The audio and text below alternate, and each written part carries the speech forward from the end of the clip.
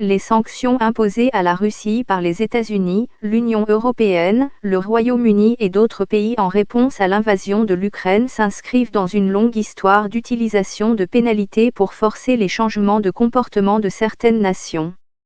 Mais une analyse des mesures du type de celles adoptées dans le passé montre que l'objectif n'est pas toujours atteint.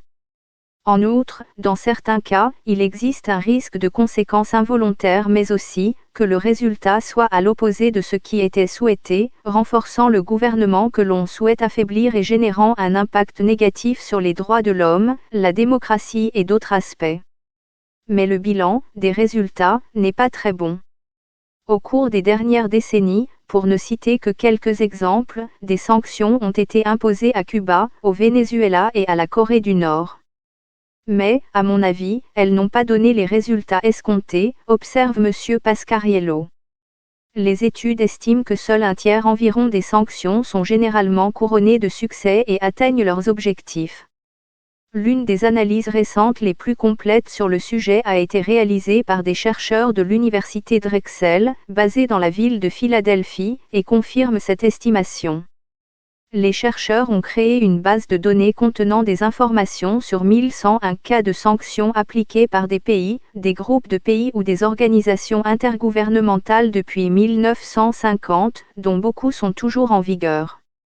Les sanctions ont été classées en fonction de leur type, aide commerciale, financière, militaire, armes, voyages et autres, et de leur objectif, forcer des changements de politique, déstabiliser des régimes, prévenir ou mettre fin à des guerres, protéger les droits de l'homme, rétablir la démocratie, combattre le terrorisme, résoudre des conflits territoriaux, entre autres. L'étape suivante a consisté à analyser le degré de réussite, mesuré en fonction des déclarations officielles des gouvernements ou des confirmations indirectes dans les annonces de la presse internationale, et en tenant compte du fait que ces déclarations peuvent être subjectives ou biaisées. Si l'on inclut les sanctions encore en vigueur, on estime qu'environ 30% d'entre elles sont au moins partiellement couronnées de succès. Au fil du temps, de plus en plus de sanctions ont été jugées partiellement ou totalement réussies, ce qui suggère que les sanctions sont devenues plus efficaces pour atteindre leurs objectifs, indique l'étude.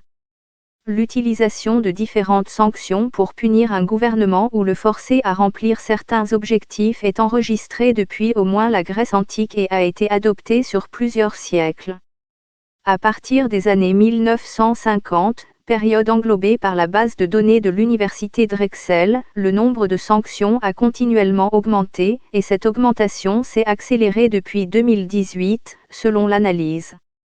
Nous considérons cette tendance comme une preuve de la popularité croissante des sanctions en tant qu'outil de diplomatie coercitive, indiquent les chercheurs.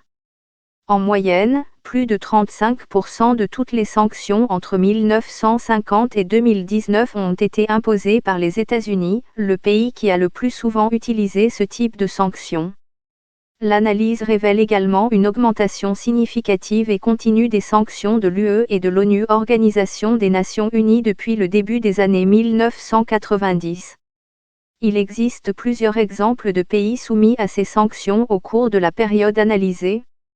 L'Afrique du Sud a été la cible de sanctions internationales à l'époque de l'apartheid, le régime de ségrégation raciale en place de la fin des années 1940 aux années 1990.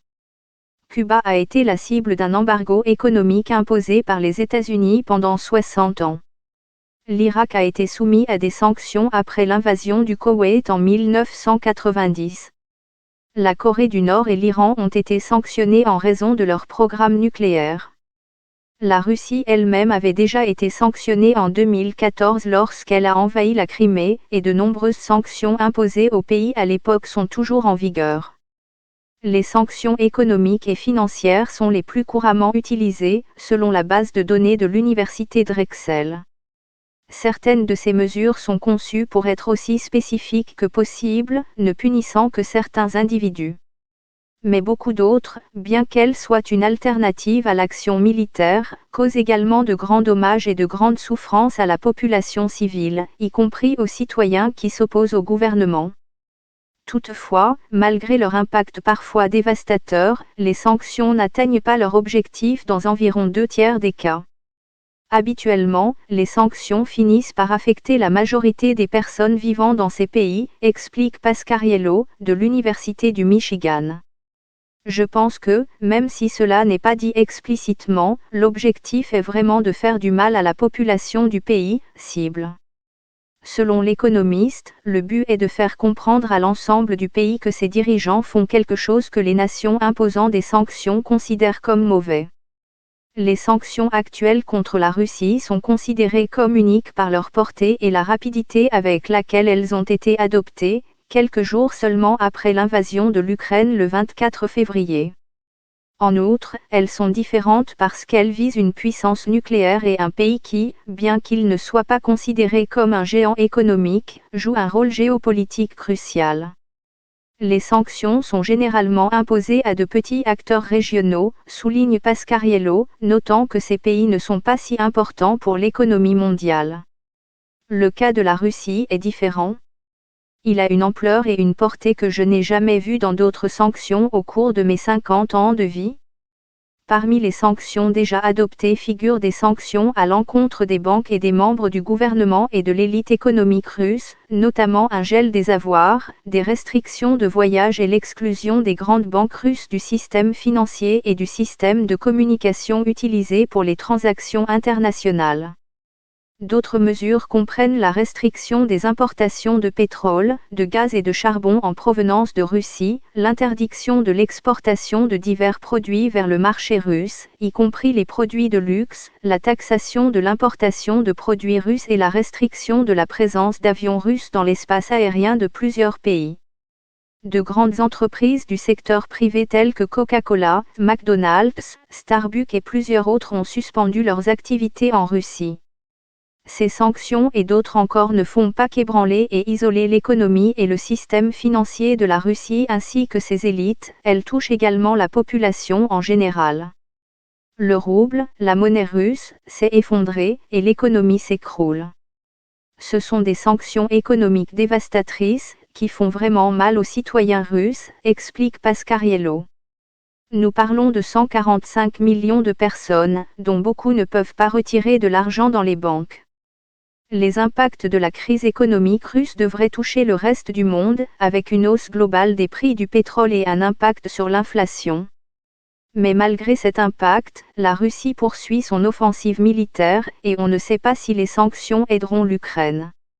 La Russie a interdit l'exportation de certains produits en guise de représailles, imposé des sanctions à des membres du gouvernement américain et menacé de nationaliser les actifs des entreprises qui se sont retirées du pays. Certains craignent également que la crise n'entraîne un approfondissement des relations avec la Chine. M. Pasquariello souligne qu'il est toujours très difficile de prédire si certaines sanctions atteindront leurs objectifs. Le succès ou l'échec dépend d'une combinaison de circonstances et de facteurs différents, parmi eux, le degré d'intégration économique du pays cible avec le reste du monde. Certains pourraient faire valoir que certaines sanctions imposées à l'Iran ont permis de ralentir la progression du développement des armes nucléaires et d'amener le pays à la table des négociations, note-t-il, citant un exemple où les sanctions ont pu porter leurs fruits. Les sanctions contre l'Iran ont été levées après un accord nucléaire négocié sous l'administration Obama en 2015. Son successeur, Donald Trump, a abandonné l'accord et repris les mesures punitives. Plus tôt cette année, le successeur de Trump, l'actuel président Joe Biden, a annoncé qu'il allait alléger les sanctions, dans un contexte de nouvelles négociations sur un accord. M. Pasquariello compare l'Iran à la Corée du Nord, où la pression internationale a échoué. La Corée du Nord est un pays isolé du reste du monde depuis des décennies et dans lequel les sanctions n'ont pas réussi à empêcher le développement d'armes nucléaires, explique-t-il. Dans le cas de la Russie, Pasquariello souligne que l'on ne peut pas analyser un seul facteur de manière isolée. Selon l'économiste, l'impact éventuel des sanctions doit être considéré en conjonction avec d'autres aspects. En combinaison avec le fait que l'Ukraine résiste mieux que prévu et que les Russes ont clairement surestimé leurs propres forces militaires, souligne-t-il. Je pense que tout cela crée une situation très précaire pour le président Vladimir Poutine et les personnes qui l'entourent. selon Pasquariello, il reste à voir quelle sera la réaction de la Russie face à cette situation. Va-t-elle redoubler sa position ? Où viendra-t-elle à la table des négociations, se demande-t-il.